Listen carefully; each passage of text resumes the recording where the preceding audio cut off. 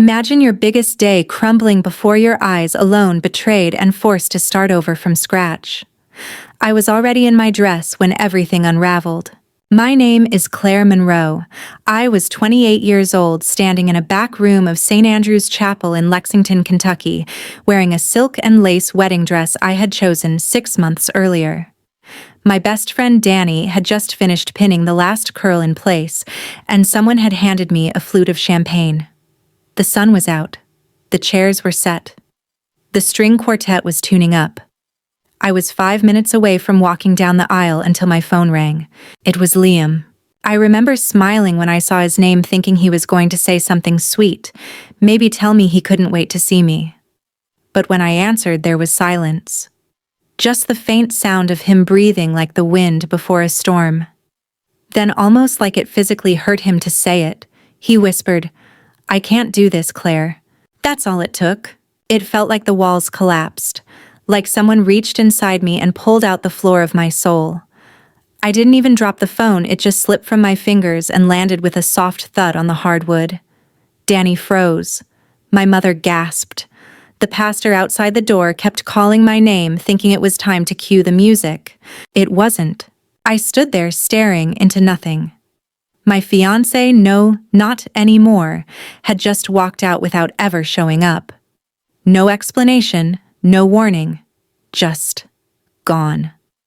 My mother tried to speak.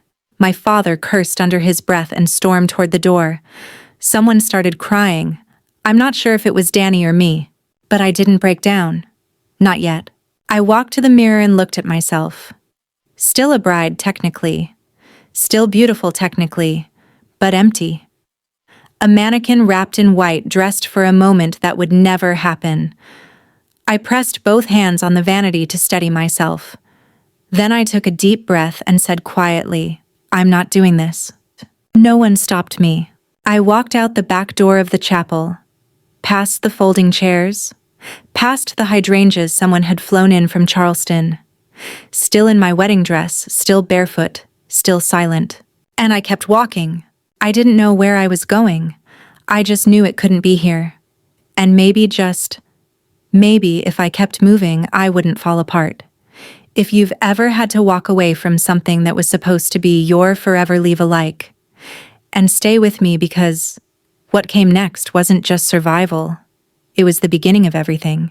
I made it 3 blocks before I sat down on a bench near the city library, surrounded by pigeons and cracked pavement. My phone buzzed again. This time, it wasn't Liam. It was a name I hadn't seen pop up in over 2 years, Aunt May. May wasn't my blood aunt, not really. She was my mom's best friend growing up and ran a hair salon in a small town 2 hours away called Windmere. I hadn't spoken to her since the funeral, when she gave me a hug so tight I thought my ribs cracked, and whispered, "You come to me when you're ready." That day, I was ready. I answered with a voice that didn't feel like mine. "I think I need to disappear for a while." She didn't ask why, didn't press for answers, just said, "The keys are under the blue planter. The place is dusty, but it's yours if you want it." That was it. 30 minutes later, I'd called a cab, changed into sneakers, and left the dress folded neatly on the back seat like a shell I no longer fit inside. The driver didn't ask why I had no bags. He just drove. The farther we got from Lexington, the quieter my thoughts became. It was like every mile peeled off a layer of noise until only the ache remained. I arrived at Windmere just before dusk. The town was tiny, 3 stoplights, 2 churches, and a strip of mom-and-pop stores with faded signs and flowers wilting in their pots. Aunt May wasn't home. She'd left a note taped to the salon window. "Go inside, rest. There's peace in the dust." The door creaked as I opened it. The place smelled like old hair dye and lavender. Everything was still there. The swivel chairs, the hooded dryers, even the half-used bottle of shampoo with someone's name scribbled in Sharpie. I walked to the back room where Aunt May used to keep her appointment books and turned on the light. The bulb flickered once, then held. I sank into the worn-out couch beside the back sink and stared at the ceiling. I didn't cry. Not because I wasn't shattered, but because I was too tired to fall apart. That night, I slept in the salon, still in makeup, still in shock. But somehow, for the first time in weeks, I didn't feel like I was pretending. And in that silence somewhere between grief and numbness, I felt the first flicker of something I hadn't expected. I wasn't done yet. The next morning, I woke to the sound of wind rattling the loose shutters and the faint hum of a town not quite awake. I was still on the salon couch, my back stiff and my eyes swollen. For a split second, I forgot where I was.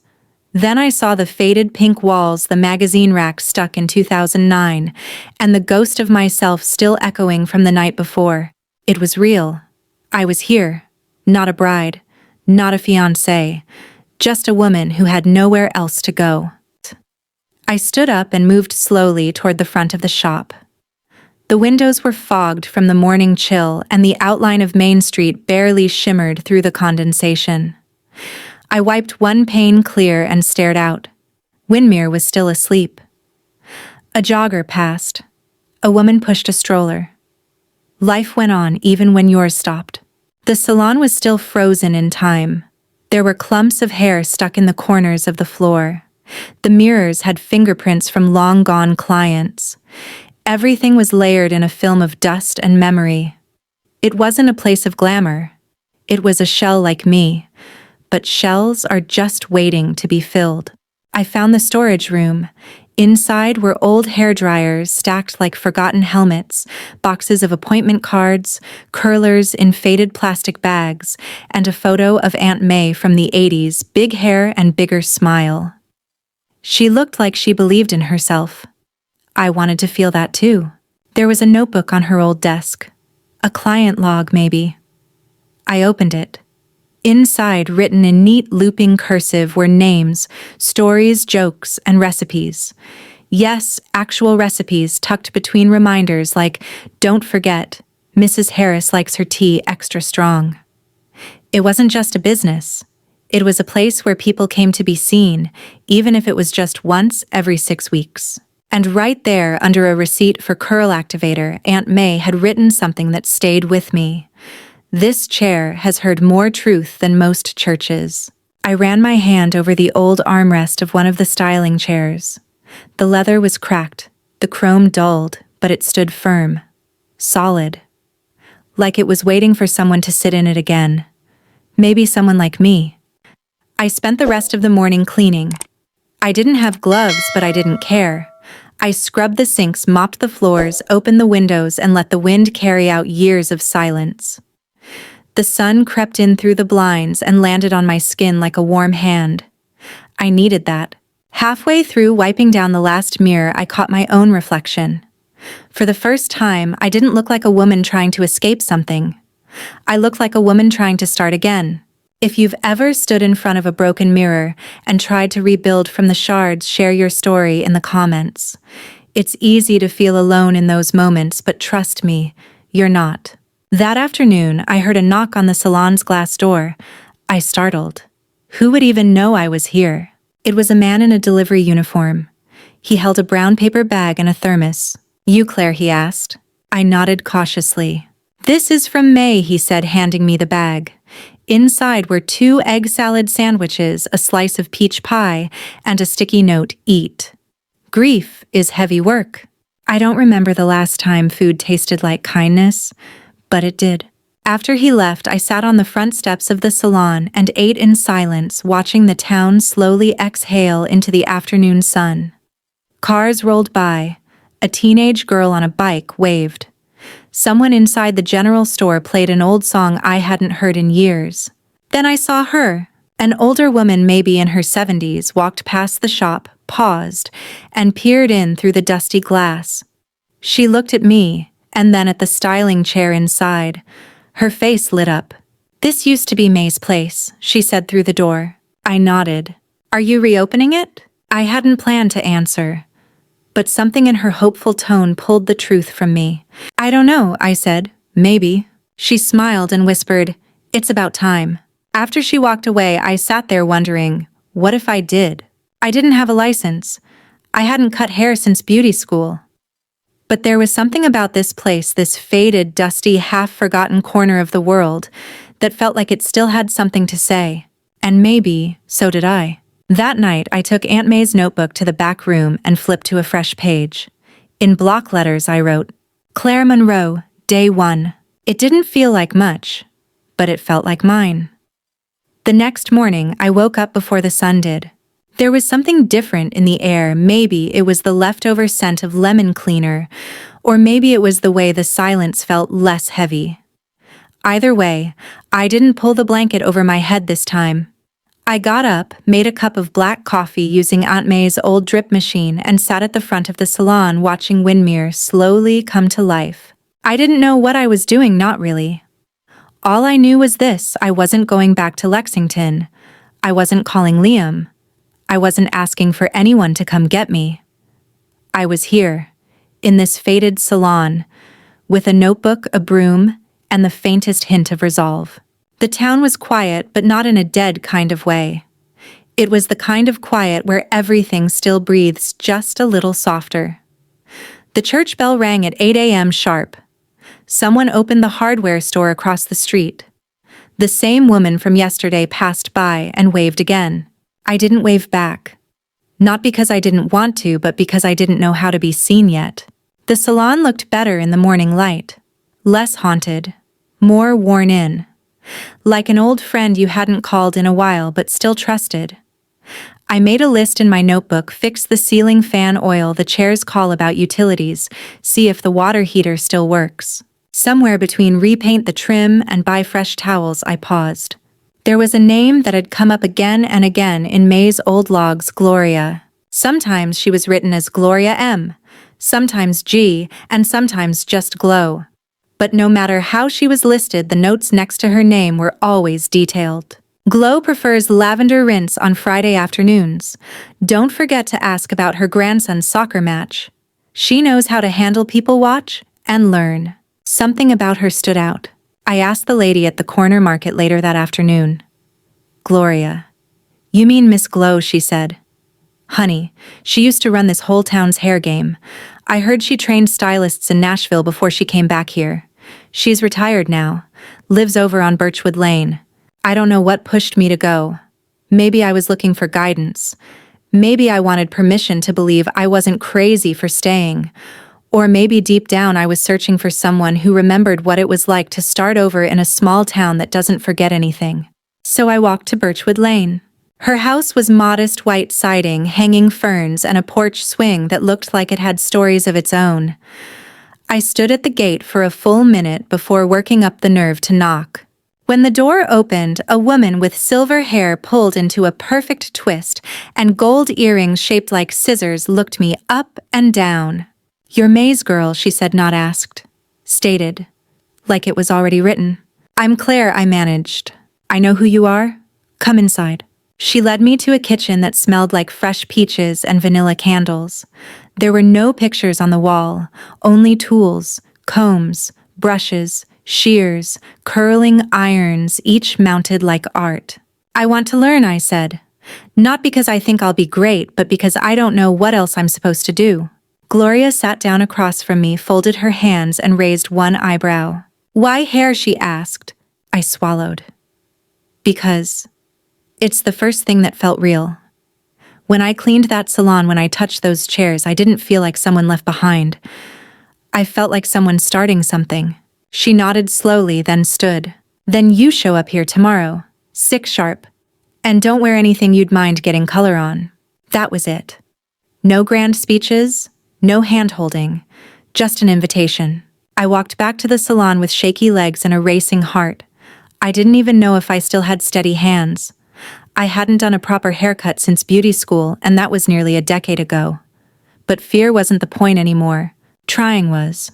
That night, I pulled out May's notebook again and scribbled. Gloria said yes. I stared at those 3 words for a long time. Then I added one more. So did I.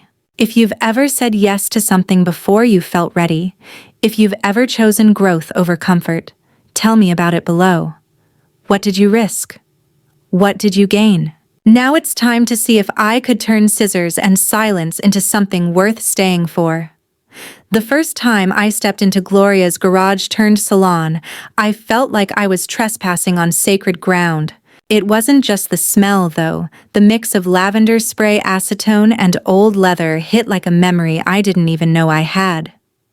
It was the way the light spilled across the workstation, catching the gleam of scissors perfectly arranged like instruments in a surgical tray. Every tool had a place. Every corner was clean, but not sterile, lived and loved.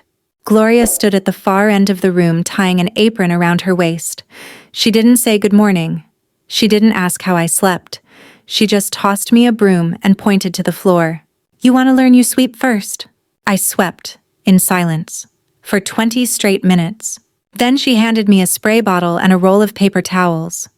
"Clean the chairs. All of them. Don't miss a corner." I didn't argue. Something about her presence made excuses feel small. By the time I was done wiping every armrest and checking every hydraulic lever, she finally motioned me toward the mirror. There was a mannequin head perched on the counter, its synthetic hair frizzy and uneven. "Cut it," she said. I began. She tapped a drawer. Inside, scissors, combs, clips, razors. "Choose your weapon," she said flatly. I stood there terrified. My fingers trembled when I picked up the shears. I remembered the basic section comb cut, but the muscle memory had rust on it. The blade caught. The angle slipped. Gloria didn't speak. She just watched. And when I stepped back, ashamed of the uneven layers and trembling lines, she said, "Good. Now do it again. Better." I exhaled for the first time in an hour. We spent the rest of the morning cutting mannequin hair. Over and over. Every time I thought I'd done okay, she'd spin the head and show me where the balance was off or where I'd gotten lazy with the blending. But she never raised her voice, never mocked, just pointed, observed, corrected. At one point she said, "Hair tells the truth. It reveals how much you rush, how much you hesitate, how much control you try to fake." It hit me deeper than I expected. If you've ever been forced to slow down and really face yourself through your craft, tell me, what did it reveal about you? And did it scare you? By noon I was exhausted, not physically, but emotionally. I hadn't focused that hard in years. My eyes burned, my hands ached, my throat was dry from not speaking. Gloria finally handed me a cup of water and a sandwich wrapped in wax paper. I hadn't realized how hungry I was. "You don't need to be perfect," she said as I ate. "You just need to be honest. That's what clients come for. Not perfection. Presence." She turned to the mannequin, touched its uneven fringe, and smirked. "And for the love of God, learn to cut a straight bang before you touch a real person's head." I laughed for the first time since I arrived in Windermere. That afternoon, I walked back to the salon on Main Street, sun-warmed and a little lighter. I unlocked the door and stepped into the space that now smelled more like lemon than regret. I set down my bag, picked up Aunt May's notebook, and wrote. Day 2. My hands are sore, my lines are crooked, but I didn't quit. Then I opened the windows and let the afternoon breeze in. A teenage girl walked by with earbuds in. She paused at the door, looked inside, and gave me a quick nod, barely a smile, but something real. The next morning I returned to Gloria's. She had a surprise waiting for me. "We've got a live one today," she said, gesturing toward an older woman sitting in the chair, flipping through a dog-eared magazine. "Her name's Ruby. She's brave." Ruby turned to me and winked. "Just trim the mess, sweetheart. I trust you." My heart slammed against my ribs. A real head. A real person. A real opportunity to fail. But I picked up the shears anyway. And with Gloria standing just behind my left shoulder, I began. Sometimes the first real step forward feels like standing on a ledge, scissors in hand, wondering if the strands you're about to cut are more than just hair. If you've ever stepped into something before you felt ready, share this moment with someone who needs the courage. And if you're still listening, take a second to comment what trusting yourself has looked like in your life, because for me, it started with Ruby. Ruby's hair was thin and wiry, the kind that told stories with every strand. I could tell she'd dyed it herself for years, soft traces of auburn clinging to the ends while the roots proudly shimmered silver. She had deep smile lines, eyes that didn't flinch, and a presence that made me feel like I was being measured, not judged, just gently assessed. She smiled as I approached, draping the cape over her shoulders with fingers I hoped weren't visibly shaking. "No pressure," she said with a wink. "It'll grow back." I smiled weakly. That's what they all say. Behind me, Gloria stood, arms folded, silent but attentive. Her gaze didn't leave my hands. I tried to remember what she'd taught me: find the shape, trust the guide, don't let the fear show in your grip. My first snip was too hesitant. Gloria grunted softly.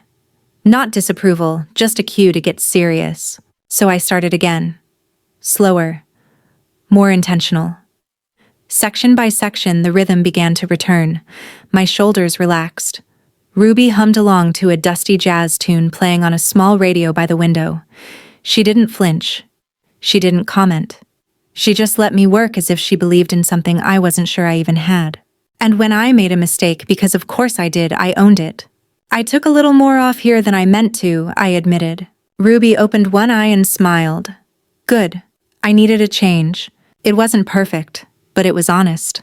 When I finished, Gloria stepped in. She tilted Ruby's chin slightly, checked the angles, and nodded. Then she looked at me. You didn't ruin her. That's a start. Ruby laughed out loud. You did great, kid. Come here. She reached into her oversized purse and pulled out a $5 bill, pressing it into my palm. First tip, she said. Frame it. Or spend it on something sugary. It was the smallest bill I'd ever been handed, but it felt like a check with 6 zeros. If you've ever earned something tiny that meant the world, tell me below. It's not the number. It's the meaning. Later that evening, I returned to the old salon on Main Street and pulled the blinds halfway up. I rearranged the chairs again, lined up the brushes, and wiped the mirror just once gently. The place still needed paint. The walls still echoed with too much memory. But something about the way Ruby had looked at herself in the mirror stuck with me. She'd smiled, not because she looked younger, but because she looked like herself. And maybe that was the point of all this. The next day, I came back early to Gloria's. She was already sweeping. We've got 3 more today, she said.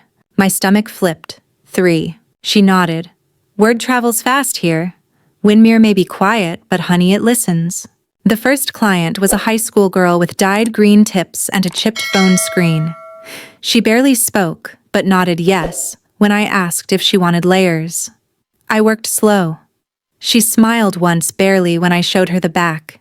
The second was a woman named Beth, who just wanted her bangs trimmed and to talk about her divorce. The third was a man.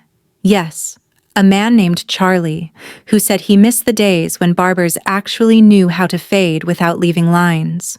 By the end of the day, my fingers ached, my feet throbbed, and my neck was sunburnt from walking between places without sunscreen. But I felt electric, like I was rediscovering something I hadn't even known was missing purpose. That night, I sat at May's old front counter in the salon, scribbling in the notebook. Today I cut 3 people's hair. No one cried. No one stormed out. One tipped me with homemade jam. I wrote it down with a grin, because that mattered. I glanced around the space. The ceiling fan creaked. The lights flickered occasionally.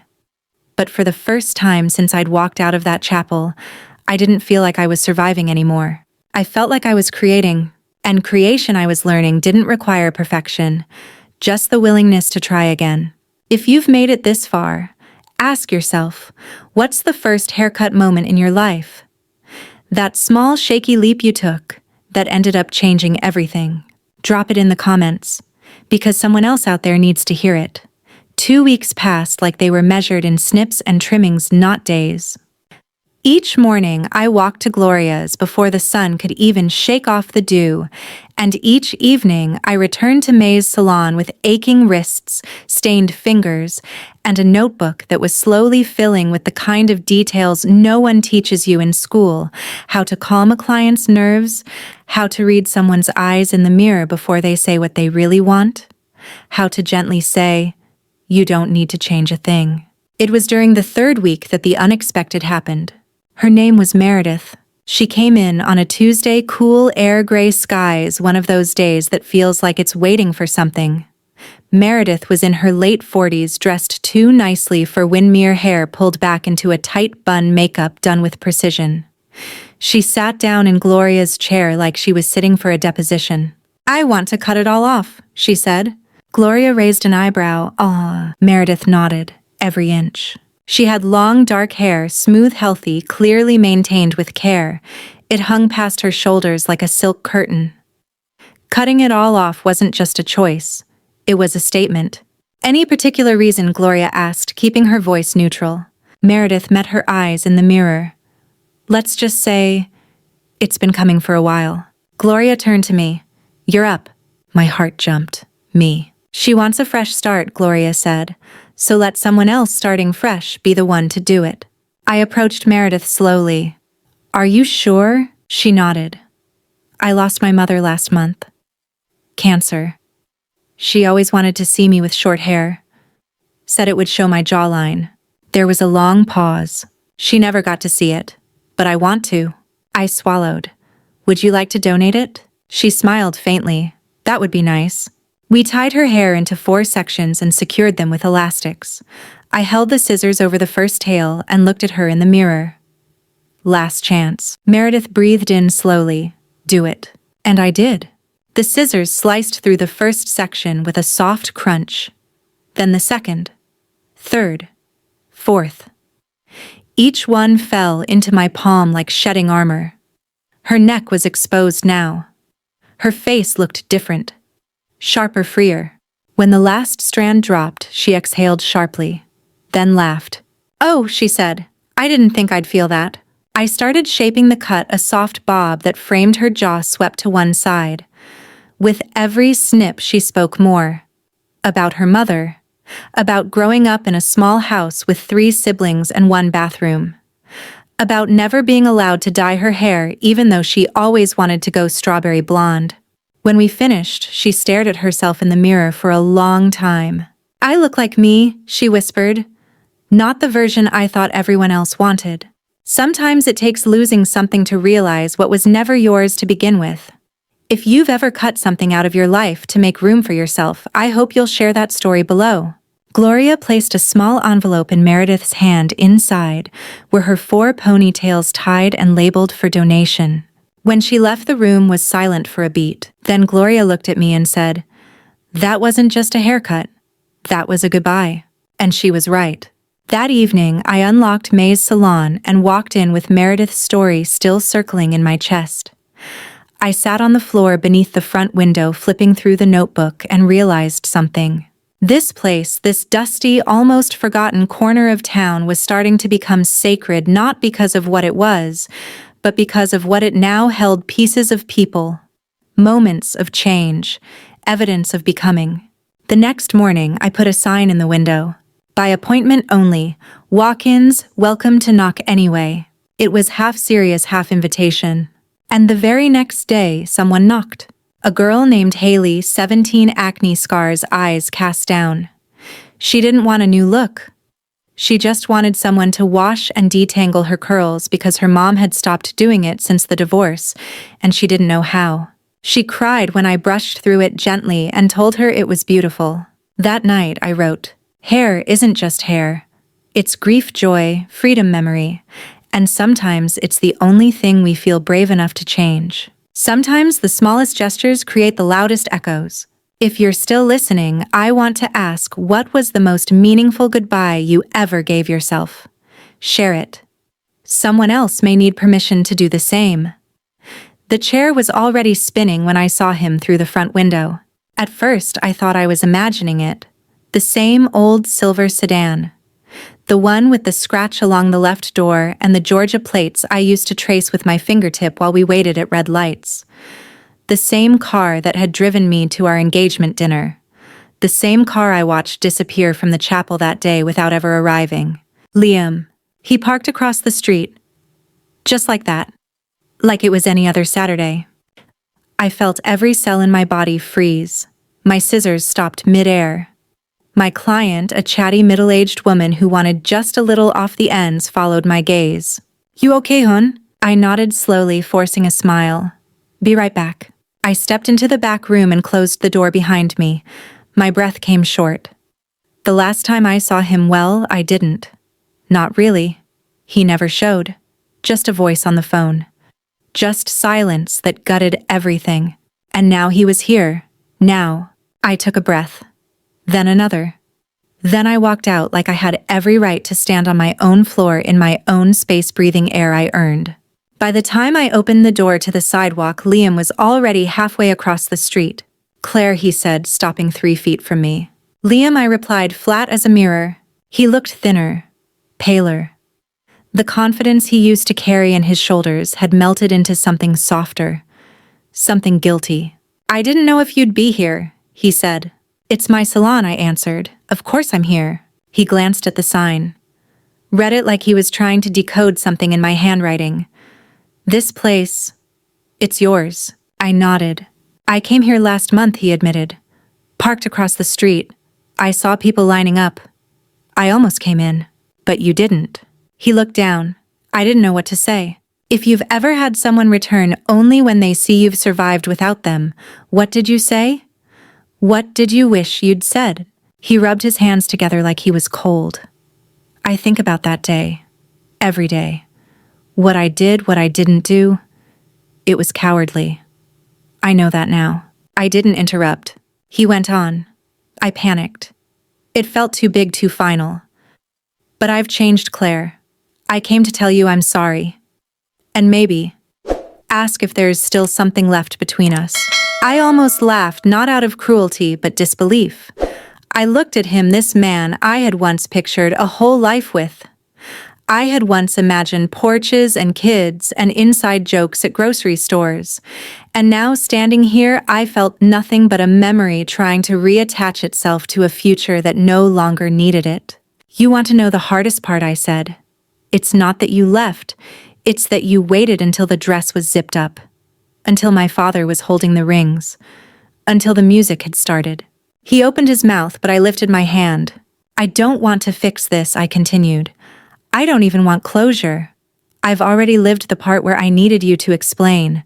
I've already forgiven you in the spaces where I had to rebuild myself." He looked stunned. I softened my tone, not because he deserved it, but because I did. "Liam, I'm not angry, I'm not bitter, but I'm not yours anymore. I don't belong in the memory you're chasing." His eyes dropped. "I thought maybe we could try again." I shook my head. "You're asking someone who no longer exists." I let the silence stretch. Then, because it felt right, I added, "I hope you find what you're looking for, but it isn't here." He nodded, jaw tight, and turned. He didn't argue, didn't beg. He just walked back to his car, and for the second time in my life, I watched him leave. But this time, it wasn't me who was left behind. It was him. When I stepped back into the salon, my client gave me a knowing smile. Was that who I think it was? I picked up the scissors and met her gaze in the mirror. "It was," I said. "And now, it's not." If you've ever closed the door not in anger, but in peace, share it. Because someone out there is still waiting for permission. And if you're still listening, don't scroll. Just yet, take a moment to leave a comment about the moment you realized you didn't need them to say sorry. That moment matters more than you think. The day after Liam left for the second and final time, the town of Windermere felt different. Not quieter, not louder, just clearer. Like something had been exhaled. Like I had been holding my breath for months, maybe years, and didn't even realize it until that moment passed. I opened the salon early that morning. No clients yet. Just the sound of the overhead fan clicking rhythmically and the scent of rosemary shampoo still lingering from yesterday's appointment. I stood at the center of the floor looking around at what used to be May's space, then a storage unit for sorrow, and now something else entirely. A halfway place between survival and becoming. I turned the music on low, the kind of song that doesn't demand attention, but settles into your ribs anyway. I brewed a fresh pot of coffee, organized the combs, and flipped the sign to open. Then I sat by the window with my notebook and wrote, not just a journal entry, but an inventory of everything I had reclaimed since arriving in Windermere. My name not attached to anyone else's. My hands steady now, trained not by books but by trust. My voice no longer apologetic.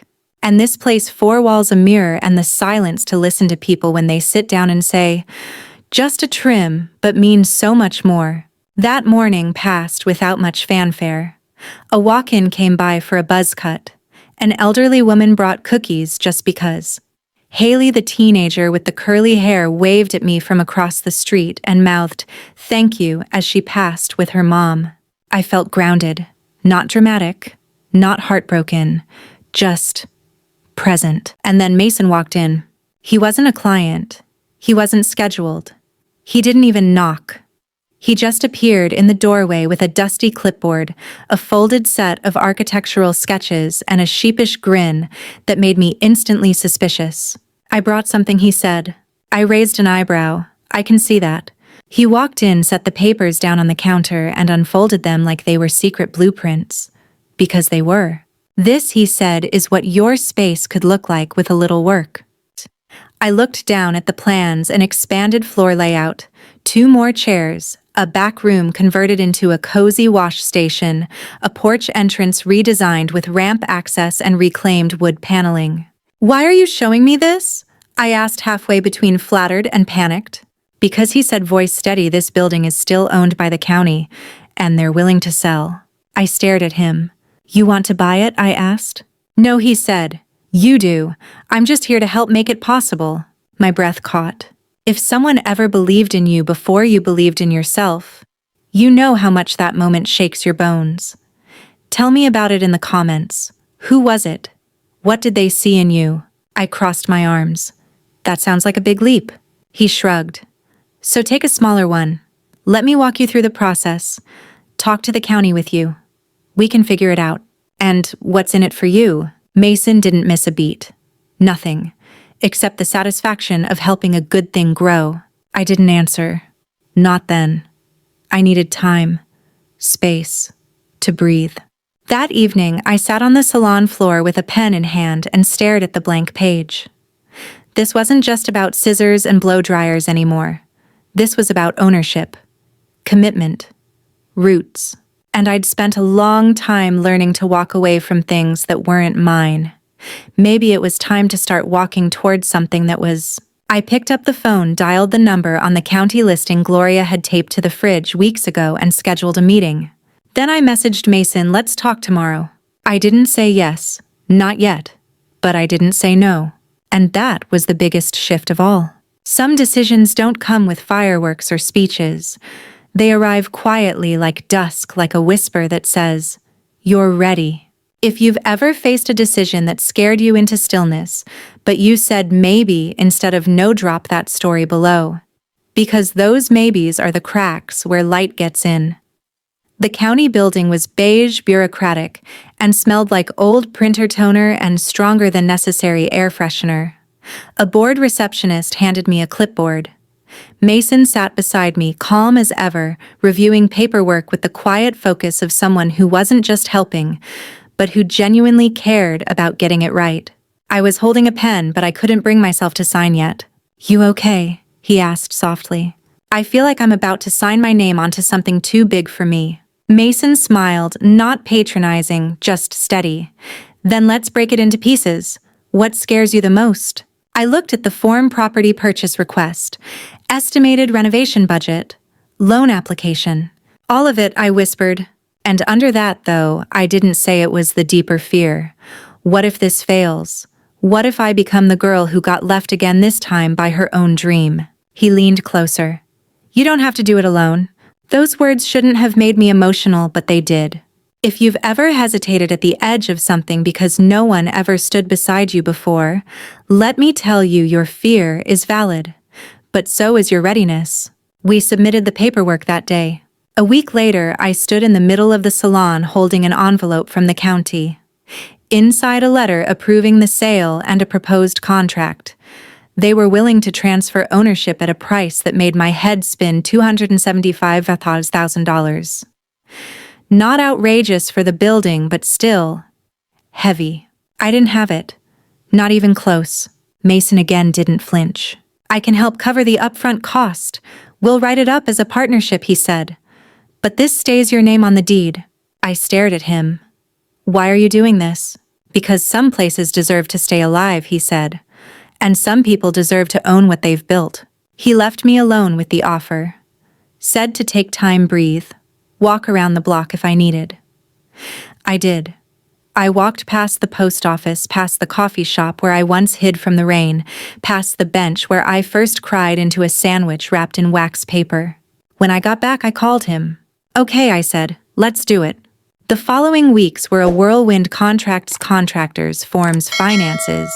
Mason helped translate the legalese. I hired a lawyer just to be safe. Gloria offered to cover morning appointments while I made calls and sat in city meetings. Haley, the teenager, showed up after school one day with a bag of paint rollers.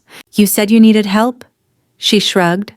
I'm learning design in art class. And just like that, it wasn't just mine anymore. It was becoming ours. We chose a soft sage green for the walls, inspired by May's favorite apron. We replaced the overhead lights with warm bulbs and added second-hand sconces from a thrift shop 2 towns over. We painted the trim white. We sanded the front door until it gleamed. The grand reopening wasn't grand at all. No ribbon cutting, no speech. Just a chalkboard sign that read, "Claire's chair is open. Come sit." That Saturday, a dozen people showed up. Half for appointments, half just to look around. Ruby brought lemonade. Gloria brought her scissors, though she claimed she was only there to supervise. Mason showed up with 2 coffees and a fresh set of business cards. And somewhere between the 3rd haircut and the 5th laugh, I realized this was mine.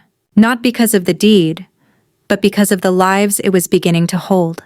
Until the door opened, and in walked Liam. Yes, him, again. He looked around like a man in a museum, hands tucked awkwardly in his pockets. He didn't look like someone coming to ask for anything, just someone who'd heard something about a place he once touched. I heard. This was yours now, he said. I didn't answer. I just wanted to say, I'm proud of you. I let the silence stretch, then nodded. Thanks. He stood there for a moment longer. Looks like you've got everything you need. I smiled gently. I do. And just like that, he left. He didn't ask for another chance. He didn't stay too long. And I didn't watch him go, because I had someone else to attend to, an older woman in the waiting area, looking nervously at her reflection, whispering that she hadn't had her hair touched since her husband died. So I stepped behind the chair, placed a gentle hand on her shoulder, and said, "You're safe here." And this time I meant it. If you've ever taken ownership of a place, a name, a dream, you know the weight of that first real day. It doesn't come with fireworks. It comes with peace. If this chapter resonates, tell me what owning your story looks like for you, whether it's a dream, a boundary, or a name you claimed back. The woman's name was Ethel, but she asked me to call her Missy. She was my first appointment on a cloudy Tuesday, one of those days where the sky hangs low and the air smells like memory. Missy was in her early 80s, sharp as a tack, with hands that trembled slightly and a voice that didn't. I haven't had a haircut since Harold passed, she said, lowering herself carefully into the chair. I used to tell him I only got trim so he wouldn't notice how much I changed. She chuckled softly. Now I want to change it all. I draped the cape gently around her and adjusted the mirror. Her hair was long, white, and unruly, like threads of moonlight that had forgotten they were supposed to behave. Short or just shaped up? I asked, fingers combing lightly through the strands. Short, she said. New chapter and all that. The scissors made their first snip, and with it a memory seemed to fall. She talked as I worked.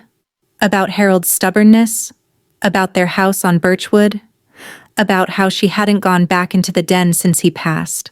But then she grew quiet. Your Aunt May used to do my hair, she said, voice thinner now. My hands paused. She always let me talk too much. Said some people just need to pour out their stories somewhere safe. That chair, Missy tapped the armrest, it heard things I never told anyone else. I looked around the salon at the walls we'd painted, the mirror we'd reclaimed, the old dryers that still groaned like sleeping dogs. This place wasn't just a salon, it was a vault. If you've ever poured your truth into a place or a person who simply held it without judgment, you understand how sacred that space becomes. Tell me, where was it for you? I miss her, Missy whispered. And I miss who I used to be when I sat in this chair. I blinked back the sting in my eyes. You're still her, I said softly. She just needed a little reminder. By the time I finished the cut, Missy's face had changed. Not because of the hair, but because of what she'd let go of while it fell. She reached into her purse and pulled out a folded piece of paper. I was cleaning the attic last week and found this tucked inside one of May's old magazines, she said. I thought you should have it. I unfolded it gently. It was a letter handwritten in May's unmistakable cursive.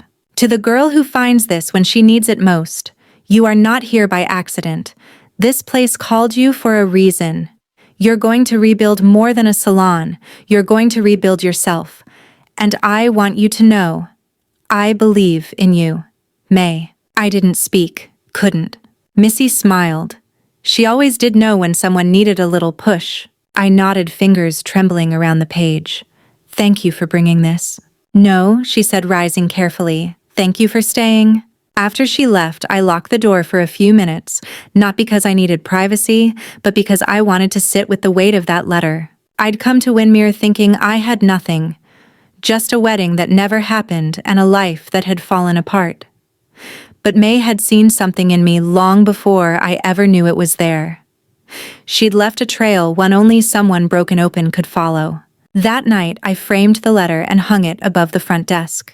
Underneath it, I wrote in my notebook. Today I cut hair, but mostly I held space, and sometimes that's the braver act. If someone left you a message at just the right time, whether a real letter or a moment of grace, tell me in the comments, because maybe your story is the one someone else is waiting to hear. It started with a pair of coffees. Not just any coffees, Mason always got mine right. Oat milk, half sweet, extra hot. He'd show up with 2 cups in a cardboard tray pretending like he just happened to be in the area. He never stayed long. Sometimes he'd drop off paperwork for the contractor. Other times he'd check on the electrical installation or ask if I needed more bleach for the mop bucket. But he always came. And after a while, I stopped pretending it didn't mean something. One afternoon, as the last client of the day left and the salon door clicked shut behind her, Mason stepped inside, carrying a dusty light fixture. Found this at an antique fair, he said. Thought it might go over the front mirror. I raised an eyebrow. Mason, you've already rewired half this place. You don't have to keep bringing things. I know, he said with that calm shrug of his. But I want to. I didn't have a comeback for that. We spent the next hour installing it together, him balancing on a wobbly step stool, me holding the fixture steady as he screwed it in place. You trust me with your ceiling? He asked, grinning. I smirked. I trust you not to sue me if you fall. When we flipped the switch, the light glowed warm and golden. It cast a soft halo around the mirror, made the space feel more lived in, more permanent. We stood there for a moment, neither of us speaking. Then he said almost too quietly, You've built something really beautiful here. I felt my throat tighten. I didn't do it alone. Mason looked at me, his gaze steady. No, but you did it bravely. If someone has ever quietly stood beside you, not to rescue you, but to hold the ladder while you climbed, take a second and name them in the comments. They deserve to be remembered. That night, he stayed a little longer. We ordered takeout and sat on the back porch of the salon with paper cartons and plastic forks. He told me about his first failed business, a delivery app that flopped in 3 months. I told him about the time I once gave a bob cut so crooked the client cried in the parking lot. We laughed. A lot. But there was a weight beneath it. Not heavy, just real. As the sky dimmed and the street lamps blinked on one by one, Mason leaned back and asked, Do you ever miss who you were before all this? I thought about that. I think I miss who I thought I was, I said. That girl with the Pinterest wedding board, the 5-year plan, the whole his and hers monogrammed towels. But when it all fell apart, I met someone better. She just happened to be me. He nodded. I like her. We sat in silence after that. Comfortable silence. When he stood to leave, he paused at the door. You know, Claire, you don't have to keep doing this alone. I met his eyes. I know. And I did. I finally did. The next morning, there was a line outside the salon. Word had spread about the renovations, about the soft light, about the woman who knew how to listen while she cut. Inside, I was calm, ready. The kind of ready that comes not from confidence, but from knowing you've survived worse. Before opening the door, I took a moment. I looked at the framed letter from May. I touched the new light Mason had installed, and I whispered something only the salon walls would hear. Thank you for holding me until I could stand. Sometimes healing doesn't look like a breakthrough. It looks like quiet dinners, shared silences, the click of a light switch and someone staying just 5 minutes longer than they need to. If someone's done that for you, tag them in your heart today. Or better yet, tell them. Or tell me in the comments. This is a space that holds stories. Yours matters. It hit me one Thursday afternoon, while sweeping hair off the floor, that strange quiet moment when the background noise of your life hushes just long enough for you to hear what's really changed. I was home. Not in the way that a zip code or a lease makes you home. Not in the way people expect when they say, you finally settled down. It was something deeper. A grounding. A belonging that didn't need to be earned or chased. It happened in the small things. Like how Gloria still came by twice a week even if she pretended she was just supervising. She'd sit in the corner with her tea and hum along to the radio while I worked. Or how Haley had started sweeping floors after school, and even though she grumbled about it, she'd beam every time someone called her the apprentice. There was a rhythm now, a heartbeat. Each morning I'd arrive early, turn the lock, breathe in the soft scent of shampoo and hardwood, and write in the notebook. Not every entry was poetic. Some were just updates: Missy brought blueberry muffins or front sink leaks again. But it was my way of mapping the journey. That day I had 3 back-to-back appointments, all regulars. First was Cheryl, who claimed she only came for the gossip but secretly just liked having someone ask about her dog. Then came Beth, who brought her own towel from home because it smells like lavender and ex-husbands hate lavender. And finally, Missy returned, wanting a little less grandma, a little more Southern rebellion. By the time the last cape came off, I was covered in stray strands sweat, and the kind of contentment that doesn't beg for notice. If you've ever found peace in the most ordinary day and realized you didn't need something flashy to know you belonged, tell me in the comments, what did that day look like for you? Around 3 p.m. Mason walked in. No clipboard, no deliveries, just 2 iced coffees and a question in his eyes. You got a second?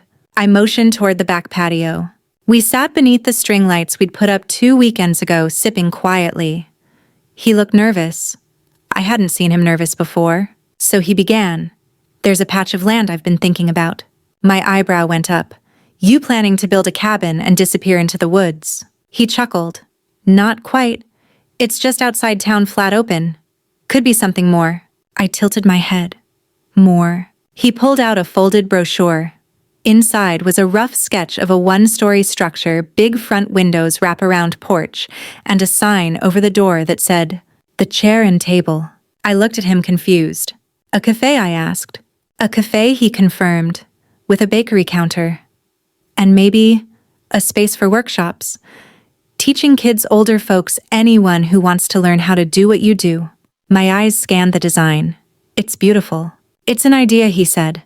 But only if you want to be part of it. I didn't answer right away. Not because I didn't want to, but because a version of me still whispered, "You're not ready. This is too big. Too real." But then I remembered how I'd felt the first time I held scissors again. How I'd looked into the mirror after cutting Ruby's hair. How I'd turned Liam away with grace, not bitterness.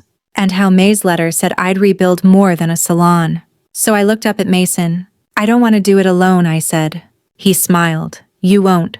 That night, back in the salon, I stood under the light he'd once hung next to the mirror that had seen every version of me and wrote in the notebook, "Maybe home isn't where you land.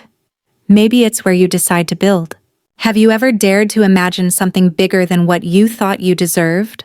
Something rooted in healing and joy and community? Tell me, and if you're dreaming quietly, let this be your nudge. It's okay to want more. You've earned it. It was nearly closing time when Mason knocked on the back door. Not the front like a client, not the side like a contractor, but the back like family. I was finishing up with Haley, who was learning to sanitize clippers without flooding the countertop. She looked up, saw his silhouette, and smirked. "That your boyfriend?" I rolled my eyes. "That's Mason." She grinned. "That's not a no." After she left, I opened the door. He stood there in his usual boots and flannel holding a bag of takeout, and that look he always wore, one that said he had something to offer but wouldn't force it on you. "I figured you forgot to eat again." "I didn't forget," I said, taking the bag. "I just delayed." He followed me inside. We sat cross-legged on the salon floor, eating lo mein straight from the carton. The overhead light buzzed slightly. Outside, the cicadas had begun their twilight song. It was nothing special, and everything I didn't know I'd ever wanted. After we ate, he leaned back against the wall and asked, "Do you ever think about what happens when this becomes too small?" I blinked. "What do you mean?" "This salon, this town, this rhythm. What if one day it isn't enough?" The question wasn't meant to push. It was more like he was wondering out loud. But it landed inside me like a spark. "I used to be terrified of too much," I said. "Now I'm more scared of not trying." He nodded, then hesitated. "I want to show you something." From his jacket pocket, he pulled out a small velvet pouch. My heart skipped, not in that panic kind of way, but in the, "is this really happening" kind of way. But inside wasn't a ring. It was a key. A single key. Brass. Well-worn. And somehow heavier than it looked. "It's to the construction trailer we're setting up on the new lot," he said. "If we're building this place together, you should have access to every part of it." My hands trembled slightly as I held it. "You really think this will work?" "I think you've already proven what happens when you show up, Claire. I just want to be there when it grows." I didn't speak. I couldn't.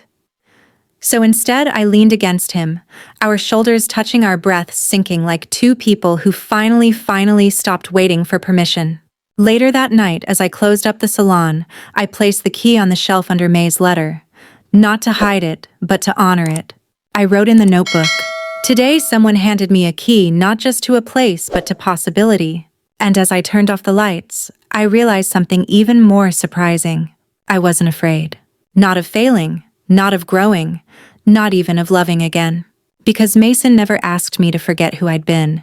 He just offered a future where I didn't have to be her alone. Has anyone ever given you a second chance?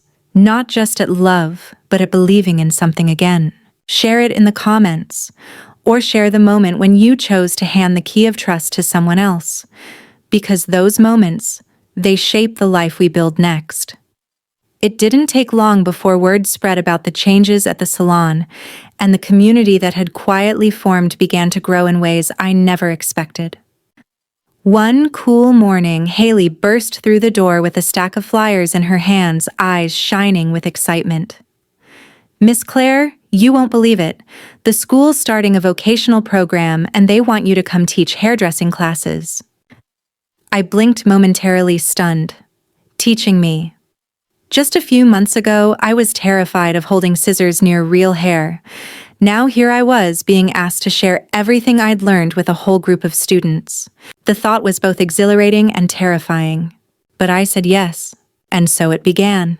Every Tuesday afternoon, the salon transformed. We cleared out the extra chairs and set up folding tables for students, teenagers, and adults alike, each with their own story, their own reasons for stepping into the world of hairstyling. I watched them with a mix of pride and humility. Some came with dreams of opening their own salons, others simply needed a skill to hold on to while life felt uncertain. Their hands trembled when they picked up combs and scissors for the first time, just like mine did not long ago. I shared with them what Gloria had taught me. It's not just about cutting hair. It's about listening with your hands, about being patient with yourself, and about knowing that every snip can heal or hurt. More than once, students would come back with stories of how their new skills helped them reconnect with family, build confidence, or find steady jobs. One day, a young woman named Lisa stayed late after class. She confessed she'd been homeless for months, couch surfing between friends and shelters. Learning to style hair wasn't just a hobby, it was her way out. I held her hands and promised, "You belong here. And this is your start." The salon wasn't just a place of business anymore. It was a sanctuary. Missy often dropped by during classes, knitting quietly in a corner while watching the students work. Gloria made surprise visits, sometimes bringing baked goods or old photos of the salon's heyday. And Mason, he was there too, not just as a silent supporter, but as someone who believed in what we were building. He helped organize fundraising events, repaired broken chairs, and even convinced local businesses to sponsor scholarships. The salon had become more than a career or a space. It was a lifeline. And through it all, I realized something vital. This journey wasn't just about reclaiming my life after being left at the altar. It was about reclaiming my purpose. Every haircut, every lesson, every nervous smile was a thread weaving me back into the fabric of a community that needed healing just as much as I did. One evening, after the last student had left and the salon was quiet except for the hum of the air conditioner, I sat by the window with the notebook open on my lap. I looked at the framed letter from May, the faded but powerful words still glowing in the soft light. "You're going to rebuild more than a salon. You're going to rebuild yourself." I smiled, realizing I had done exactly that. Before closing, I added one final line to the notebook. "Sometimes the most beautiful things grow from the ashes of the life you thought you'd have." Have you ever had to rebuild yourself from scratch? Maybe after loss, disappointment, or heartbreak? Share your story below or tell someone who needs to hear that it's never too late to start again. If this story has touched you, please consider leaving a comment or sharing this video with someone who needs hope. Because together, our stories are stronger.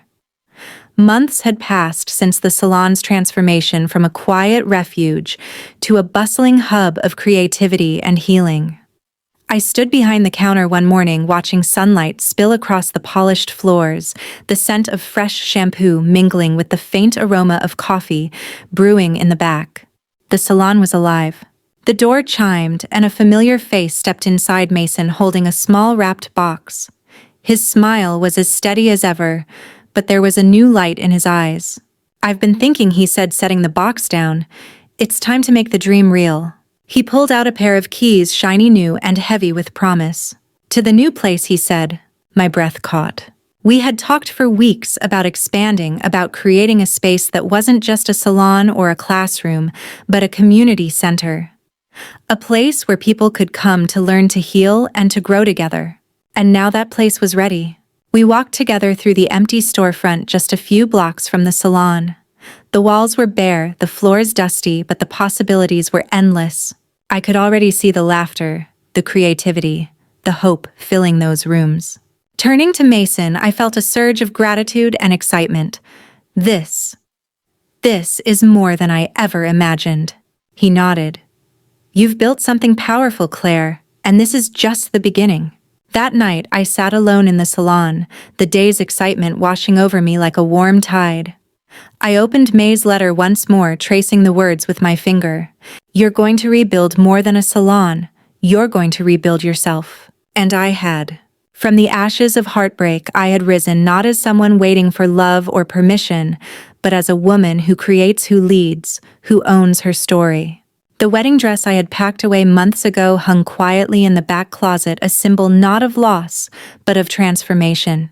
I wasn't Claire Monroe, the abandoned bride, anymore.